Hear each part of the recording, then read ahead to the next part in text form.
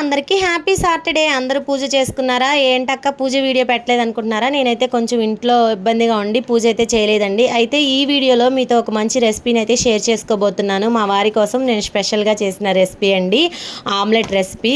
Omelette recipe ఏముంది, అందరూ చేసేదే కదా అనుకోవచ్చు మీరు. అయితే నేను ఫస్ట్ టైము కొంచెం డిఫరెంట్గా అయితే చేశానండి. ఇంట్లో మష్రూమ్స్ అయితే ఉన్నాయి, మష్రూమ్ ఆనియన్ తోటి కోకోనట్ ఆమ్లెట్ అయితే చేశానండి. కోకోనట్ ఆయిల్ తోటి చేశాను, చాలా బాగా వచ్చిందంట. అయితే ఈ రోజు కాదండి ఈ వీడియో తీసింది, నిన్న చేసాము. ఎందుకంటే మా వారు ఫ్రైడే నాన్ వెజ్ తింటారు, నేనైతే తినను.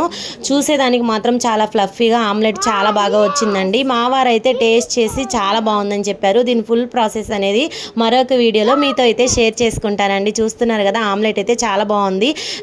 మీలో ఎంతమంది ఈ ఆమ్లెట్ తిన్నారనేది కమెంట్ చేయండి. ఈ వీడియో కనుక మీకు నచ్చితే ఒక లైక్ చేయండి. అలాగే మీ ఫ్రెండ్స్ అండ్ మీ ఫ్యామిలీ మెంబర్స్కి ఈ వీడియోని షేర్ చేయండి. మన ఛానల్ని ప్లీజ్ సబ్స్క్రైబ్ చేయండి. బాయ్.